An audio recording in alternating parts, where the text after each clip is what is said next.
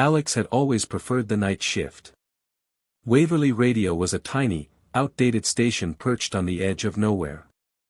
Most nights, the station hummed with nothing but static, old vinyl records, and the occasional caller who never stayed on the line. Alex liked the solitude, the way the world felt like it existed only for him. But that night, the air felt different. Heavy, charged, as if electricity wasn't the only current in the room. The old transmitter hissed and crackled as the clock edged toward midnight. Then the phone rang. "Alex, can you hear me?" The voice was soft, urgent, raw with fear. Impossible to place. It instructed him to turn the frequency to 91.7, but not to broadcast, just to listen. Curiosity prickled at Alex's skin. He obeyed. The low hum of the frequency was almost soothing. Then came the melody, distorted, haunting, like a lullaby sung underwater. Beneath it, faint whispers emerged. Counting. 5, 4, 3. Alex's pulse quickened. The whispers grew clearer, almost intelligible. Pleas for help, cries of pain, names he didn't recognize. He tried to shut the system down, but the controls wouldn't respond. The whispers crescendoed, 2, 1. Suddenly, the lights went out. In the darkness, a voice screamed through the speakers, his voice. But it wasn't him. It was terrified, panicked, pleading for escape. Alex stumbled backward. His hands shook. This was no prank. This was alive. Alex ran outside. The town that had always been quiet now felt dead. Too dead. No cars, no wind, no life. The streets were empty, but not abandoned. Every house he passed held a figure in the windows. Motionless. Silent. And their faces were his. Panic overtook him. He ran back to the station, but the radio crackled once more. "You're not broadcasting, you're being broadcast. And now, Alex, you belong to the signal." The transmitter flared violently. A white-hot light engulfed him. And in an instant, Alex was gone. Weeks later, a new DJ, unaware of the station's history, began the night shift. The first thing on the airwaves was Alex's voice, distorted, chilling, alive. Listeners who tuned in felt their names whispered. Some heard secrets they had never told anyone. Some felt phantom touches, shadows flickering across their rooms. Those who listened too long, disappeared. Alex had become the signal. A living presence, reaching through the airwaves to draw new victims into the broadcast. Alex realized the horrifying truth: the line between broadcast and reality was dissolving. He could see the lives of anyone listening. He watched them sleep, panic, run, plead, and then vanish. Worse, he began forgetting his own reality. Faces of others appeared where his should be. Memories of life outside the signal faded. He was becoming the signal itself, losing himself entirely. One night, a tech-savvy teenager named Jordan stumbled upon Waverly Radio. Jordan recorded the broadcast, played it backward, and discovered a hidden pattern, a countdown of trapped souls. Attempting to reverse it, Jordan accidentally accelerated the process. More voices were pulled into the signal. The station became a living maze of static, voices, and shadowy figures. Alex felt his essence fracturing across the town, each listener a tether, each a new extension of his prison. The town wasn't empty, it had become part of the broadcast. Every building, every street lamp, every crack in the pavement echoed with whispers. Those who tried to leave found themselves circling back to the station, as if the town itself were alive, keeping victims inside the signal. Alex realized he wasn't just trapped, he was the heart of Waverly Radio. And Waverly Radio was the heart of the town. There was no escape. The broadcast became autonomous. A new listener tuned in. The radio hummed. Alex's voice began counting down. Shadows flickered behind them. 5, 4, 3, 2, 1. In that instant, the listener disappeared. The signal grew stronger. The cycle began anew. Alex's consciousness spread further into the airwaves, aware of every soul listening. The horror wasn't just the broadcast, it was the realization that the signal was alive, eternal, and Alex was both victim and predator. Months passed. Small leaks in other radio stations, internet streams, and digital devices carried fragments of Alex's voice. The whispers followed humanity, pulling listeners in, fragmenting reality. Alex had become omnipresent, a living signal. The world itself was at the mercy of Waverly radio. The town, the signal, and Alex were one. Humanity became a new layer in his consciousness, trapped, counted, and absorbed into the static. The final line whispers across every frequency. Tune in carefully, or become the next voice in the static. Second story. Claire had always believed in fresh starts. After the chaos, heartbreak, and exhaustion of her old life in the city, Ashwood promised serenity. A sleepy town with tree-lined streets, stone sidewalks, and a history that seemed almost suspended in time. And then there was the house, an imposing Victorian on the outskirts, slightly weathered but stately, its brickwork cracked here and there, its windows staring blankly at the surrounding fields. She had dreamed of space, of solitude, of being alone with her thoughts for the first time in years. The house seemed perfect. Enough rooms for privacy, enough history to satisfy her curiosity, and yet isolated enough that no one would disturb her. The townspeople were polite but curious, their eyes lingering too long when she asked directions or inquired about local services. One elderly woman, bent and slow-moving, approached her on the first day and whispered a warning. "It remembers everything, every word, every movement, every soul who steps inside. Be careful who, or what, you allow in." Claire had laughed nervously, brushing it off as the superstitions of a small town.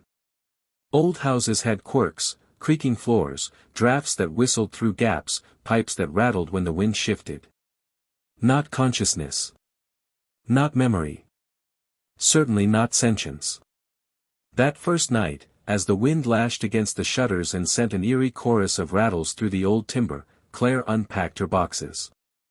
The structure groaned under its own weight, the way old houses do, but amid the groans and sighs of settling wood, she heard something else.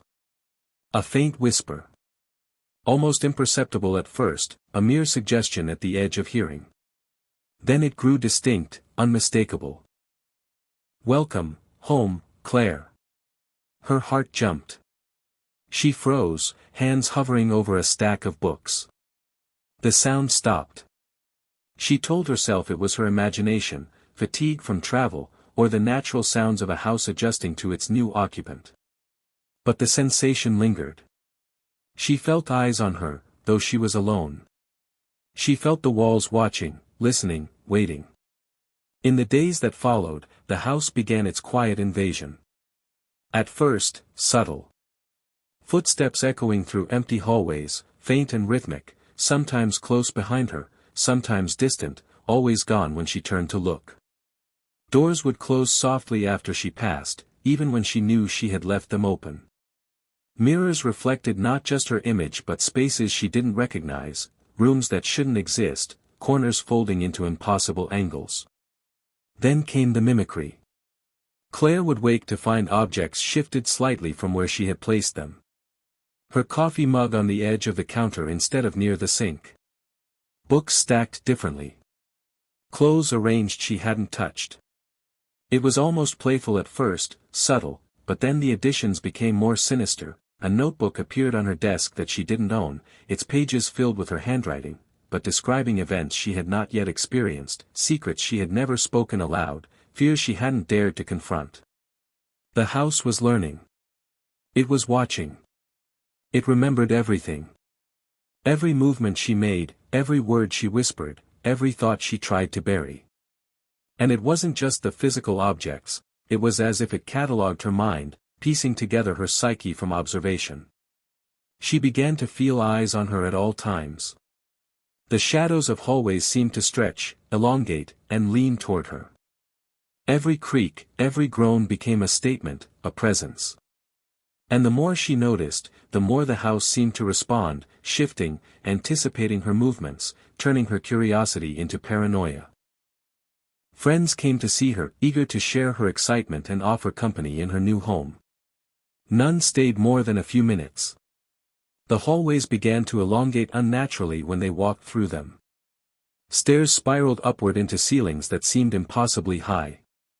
Doors disappeared, leaving only blank walls where there had been entrances moments before.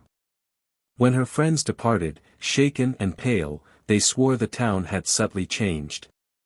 Streets were crooked where they remembered them straight. Landmarks vanished. Familiar paths had disappeared. Even the local store seemed to have shifted location in the blink of an eye.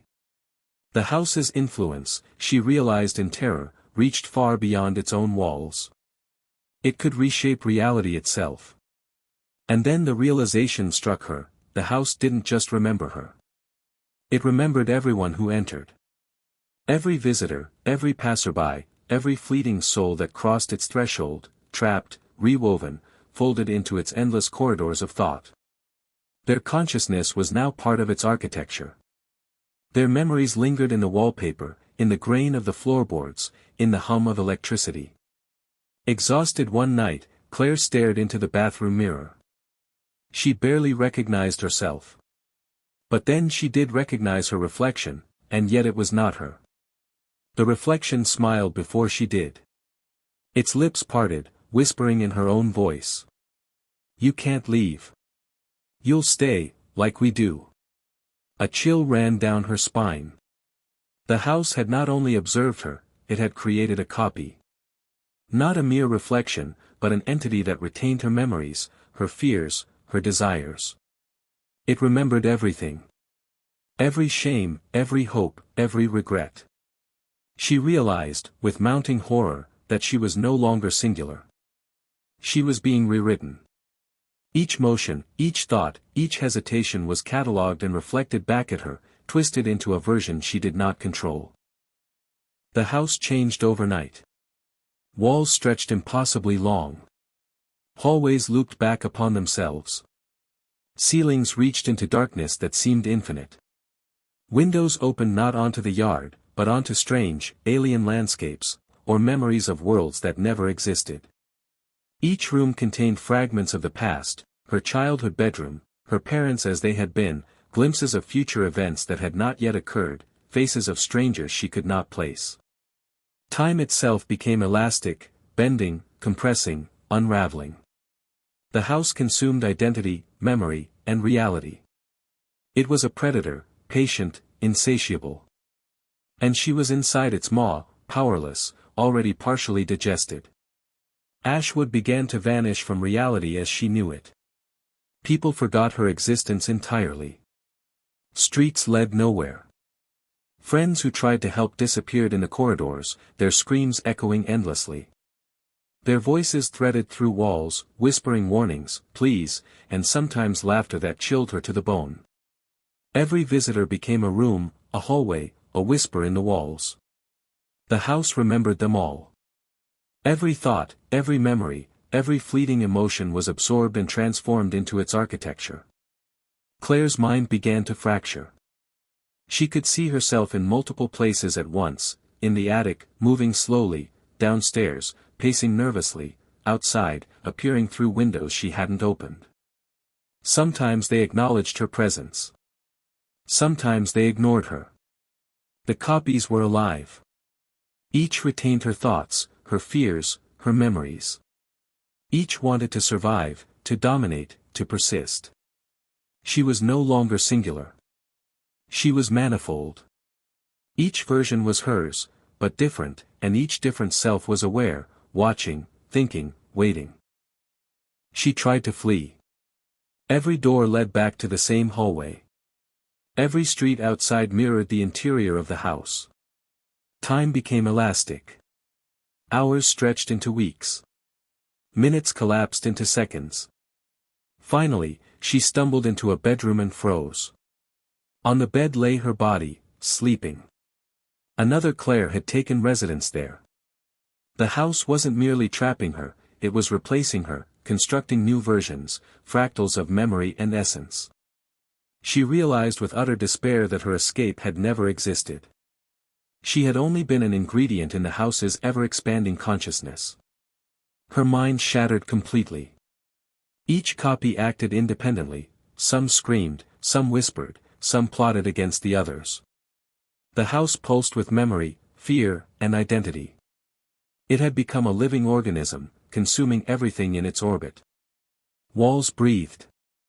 Hallways twisted and shifted. Rooms remembered every conversation, every movement, every scream ever uttered within them. Nothing went unheard. Nothing went unrecorded. It was alive. And it was hungry. A new family arrived, drawn by the Victorians' charm and history. Their first night, the shutters rattled as the wind blew. Whispering voices filled the corridors, soft, subtle, yet unmistakable. Welcome, home. Inside, 1,000 Claires waited, silent, patient, eternal. Watching. Remembering. Ready to welcome the next soul into the endless, twisted corridors of the house. The house is alive.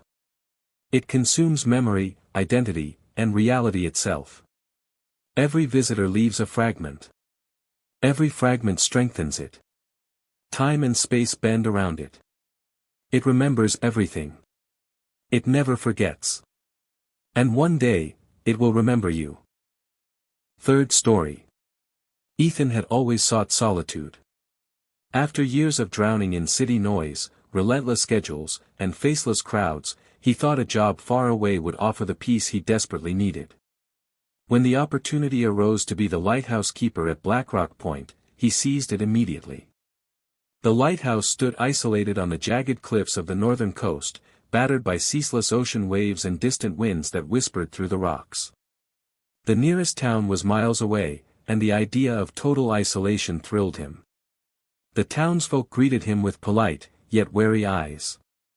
An old fisherman, hunched and wrinkled like driftwood, muttered as Ethan signed the papers. You'll find the lighthouse watches more than the sea.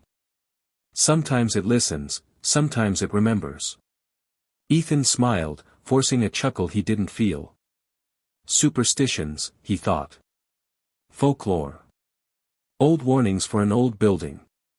He wasn't easily spooked. The lighthouse itself was imposing, a cylindrical tower of worn brick, painted white but weathered to gray in places, the lamp chamber glowing faintly in anticipation of his arrival. As he stepped through the iron gate, the wind gusted violently, rattling the shutters and shrieking through the cliffside. He carried his bags up the narrow spiral staircase, every step creaking ominously. Inside, the air smelled of salt, mildew, and rust. He set down his luggage and began inspecting the logbook left by the previous keeper. Its pages were yellowed, brittle, and dense with meticulous entries. The handwriting was careful, almost obsessive. As he flipped through, a strange chill ran down his spine. He will arrive tonight. He will feel the wind, the eyes, the waiting. The word seemed alive, etched into the page in his own handwriting, though he swore he had never touched a pen. He laughed, uneasily, attributing it to stress and fatigue.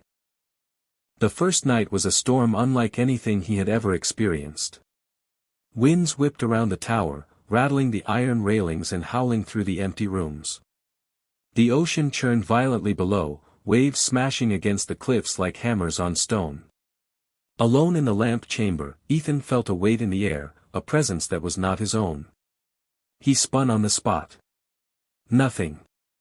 Then, from somewhere deep inside the walls, he heard it, a faint whisper, almost drowned by the storm, yet unmistakable. Welcome. Ethan. He froze, heart hammering. His voice caught in his throat as he peered down the staircase, expecting to see someone, anyone. But there was nothing. Silence followed, stretching into long, suffocating seconds. The logbook seemed to call him again. The entries moved subtly, letters curling on the page. A sentence appeared, glowing faintly under the lantern light. He will climb to the lamp at 2:15. He will look out at the sea and see something moving that should not move. Coincidence, he told himself. Impossible, yes, but coincidence nonetheless. At 2:15, he ascended the spiral stairs and lit the lamp. The storm roared, and below, a shadow glided through the waves. Too fast to be human, too deliberate to be a trick of the light. Sleep became impossible after that night. Ethan dreamed of the lighthouse splitting open, revealing a void filled with countless glowing eyes that stared silently, unblinking. He heard whispers in the wind calling his name, threading into his mind until he could not tell if he was awake or dreaming. Weeks passed. Ethan began to see figures in the mist. Sometimes they appeared on the cliffs, staring silently at the rotating lamp. Sometimes, he glimpsed them walking across the waves as though the water were solid. Their faces were familiar, yet impossibly wrong, friends long dead, strangers he could not place, faces that belonged to memories that were not his. He attempted to contact the mainland. Radios emitted only static, occasionally broken by fragmented murmurs, his name, whispered in tones that were both welcoming and threatening. Maps became unreliable, cliffs moved, coves vanished, and the lighthouse itself seemed closer to the waves than it had been the day before. The realization struck him like lightning. The lighthouse was alive. It wasn't just stone and metal, it was intelligent. It was aware. And it wanted him. Then, one night, the tower began to change. The spiral staircase stretched impossibly, walls pulsed like living tissue, and the windows no longer reflected the stormy sea but strange, impossible landscapes, frozen cities, oceans of black glass, and staircases that twisted into infinity. Ethan discovered rooms that hadn't existed the day before, each containing remnants of previous keepers. Preserved bodies stared silently, grotesque in their posture, artifacts meticulously arranged around them. Each room was a shrine of memory, cataloging the lives it had consumed. The rotating lamp illuminated visions of past keepers, their mouths open in silent screams. Ethan could see the terror etched into their faces. The lighthouse remembered them. And now, it remembered him. One page of the logbook, written in his own handwriting though he had never touched a pen, explained the truth. The lighthouse will offer a choice. Stay, and you will join the light. Leave, and you will be lost to the sea forever. Desperation gripped him. He tried to descend the cliffside. But the rocks shifted beneath his feet, waves surged impossibly high, and the fog thickened until it became a solid wall. The lighthouse would not let him go. He could not leave. Only assimilation or oblivion existed. Its choice was not his. The lamp split its light into countless beams, reaching across the cliffs, the sea, and the storm clouds. Within the beams, Ethan saw eyes, hundreds, thousands of eyes belonging to previous keepers, sailors, and wanderers consumed by the lighthouse. Whispers became sensation. Memories of the consumed folded into his consciousness. Fear and despair shredded his mind. Ethan's awareness fractured into shards. Each shard merged with the lighthouse, becoming part of its eternal consciousness. His body remained, but his essence was absorbed, folded into the tower's sentient mind.